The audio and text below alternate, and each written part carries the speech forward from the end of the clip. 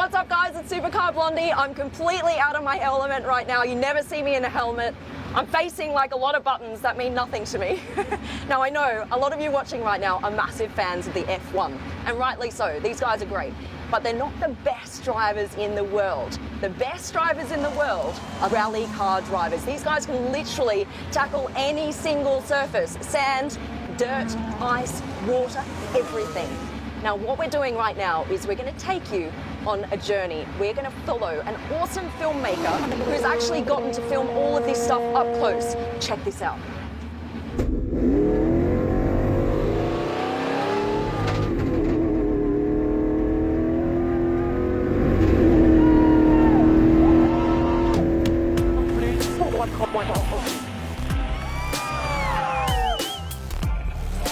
I think the coldest I've experienced is certainly around about -30. The hottest I've experienced was in Jordan, down by the Dead Sea, and that was around about +48. My name's David Stanford, and I'm a cameraman, and I work on the World Rally Championship. Well, I enjoy the travel. I enjoy some of the fantastic locations that we go to, and I think the biggest buzz really, obviously the sport, but is some of the amazing people that you meet, some great characters. So I've worked on the WRC now, this is my 19th season.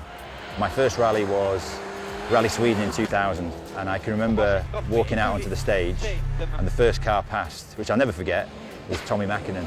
It took me some time to really comprehend what I'd just seen, because the speed, the grip that he had on snow, and that red car against that white snow, it was amazing. I think really from that first car I was hooked. I think my favourite shot I've ever done was in Corsica. As soon as Lowe disappeared out of frame, these two little boys stood and looked at each other, and their faces and the enjoyment they got, and I mean that's 2006, so I wonder what those boys are doing now, and I wonder if they're still as passionate about rallying as they were then.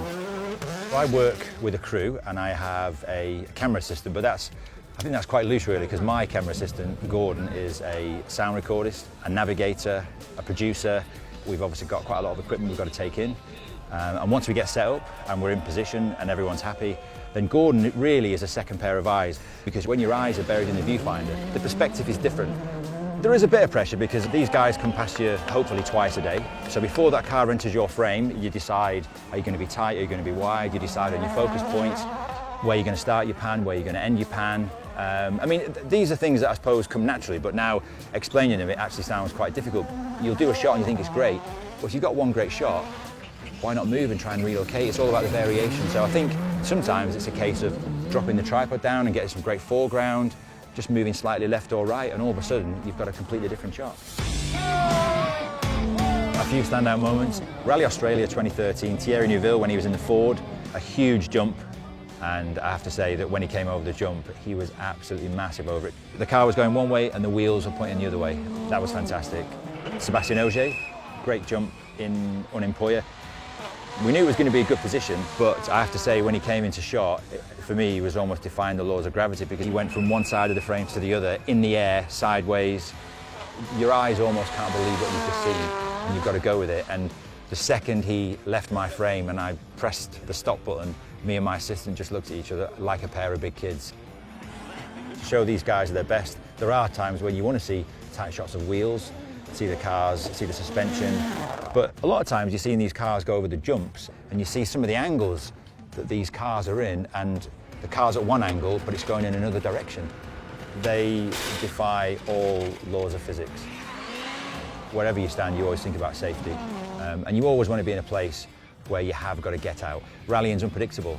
A car can go off and go anywhere, nobody knows. You've always got to be concentrated, you never take anything for granted, and whenever the stage is live, you've never got your back turned to the rally stage, ever. If you're in a safe place, you go with it. Tommy in Sweden, he came over a crest and we were on a left-hander on a junction on the inside. He just came over the crest, he just got it wrong and you could see he was sideways, but we were far enough away and we just went with him as he went into the snowbank. Rally Australia, nice crest. Car comes over, it's slightly offline. There's a big tree stump on the inside of the right-hander. From what I could see in the air, that's going to land. So I panned with it and it hit the tree stump. We got the shot and literally the car just stopped dead. 19 years on the World Rally Championship, and I've seen some of the greats, Colin McRae, Carlos Sainz, and then obviously right through to now where we've got another world champion, Oyt Tanak. So amazing drivers. In all those years, I don't think I've ever seen a top WRC driver with my own eyes, because I'm always looking through a viewfinder. Don't get me wrong, it's great looking in the viewfinder, I'm part of it, but in another way I feel slightly detached, and I would love just to take in and watch some of these guys. And for me, it feels quite strange that I've seen careers, people like Carlos Sainz, but I've never seen him drive with my own eyes, ever. For me, that's something.